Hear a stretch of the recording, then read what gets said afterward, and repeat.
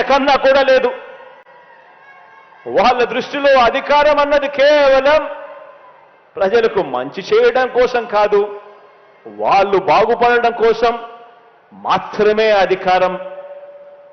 ఈరోజు అడుగుతా ఉన్నా నేను మీ అందరినీ కూడా ఆలోచనలు చేసి వాళ్ళందరినీ కూడా అడగమని చెప్పి కూడా మీ అందరితో కూడా కోరుతా ఉన్నా.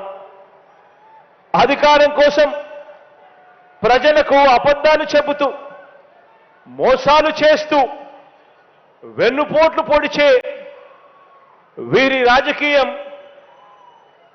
ఎలా ఉందో 4 మాటల్లో మీ అందరికీ కూడా చెబుతాను. ఈ దుష్ట చతుష్టయానికి సంబంధించిన ఈ గ్యాంగ్లో, ఈ ముఠాలో ముందుగా ఇదే భీమవరం ప్రజలు తిరస్కరించిన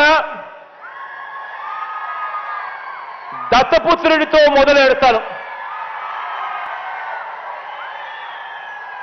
వీరు చేసిన రాజకీయాలు ఎలా ఉన్నాయి అనే విషయం మీద. ఈ దత్తపుత్రుడు పక్క రాష్ట్రంలో ఈయనది శాశ్వత నివాసం. అడ్రస్ ఎక్కడ అంటే మన రాష్ట్రంలో ఉండదు, పక్క రాష్ట్రంలో ఉంటాడు, నాన్ లోకల్. ఇంకా ఆశ్చర్యకరమైన విషయం ఏమిటో తెలుసా?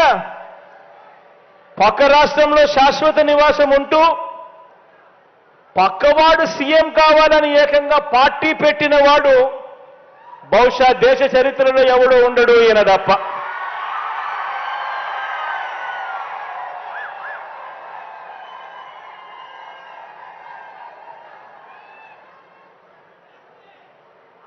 ఈ మనిషి బాబు ముఖ్యమంత్రి అయితే చాలు, అవే నాకు 100 కోట్లు అని, బాబు కోసమే తన జీవితం అని, అందుకు అంగీకరించని వారిని తన పార్టీలో కూడా ఉండకూడదు అని, ఈ విషయంలో వేరే అభిప్రాయం కూడా ఉండదు అని, తన పార్టీ నుంచి వాళ్ళు వెళ్ళిపోవచ్చు కావాలంటే అని చెప్పి కూడా తన సభల్లో ఉపన్యాసాలు ఇచ్చేవాడిని బహుశా ఎవరిని మనం చూసుంటాం, ఒక్క ఈయనను తప్ప. ఈ దత్తపుత్రుడికి ఆ బాబు పొత్తులో ఎన్ని సీట్లు ఇచ్చినా ఓకే, ఏ సీటు ఇవ్వకపోయినా ఓకే.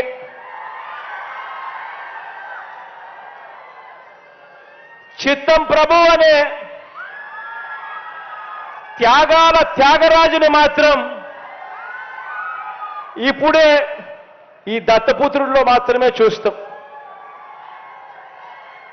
ఎవరైనా ప్రజల కోసం త్యాగాలు చేసేవాడిని చూశాం కానీ ఏకంగా ప్యాకేజీల కోసం త్యాగం చేసేవాడిని మాత్రం బహుశా ఎప్పుడు చూసుండం.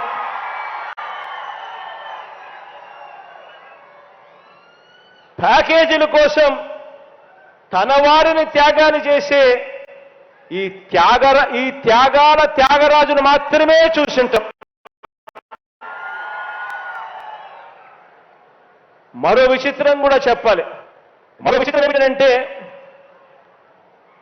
ఈ త్యాగాల త్యాగరాజు గురించి, ఈ దత్తపుత్రుడు గురించి మరో విచిత్రం ఏమిటంటే రియల్ లైఫ్లో ఈ పెద్ద మనిషి ఏ భార్యతోనూ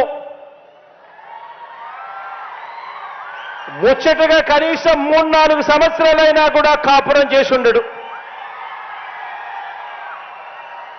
ఈ మ్యారేజ్ ఇస్తారు.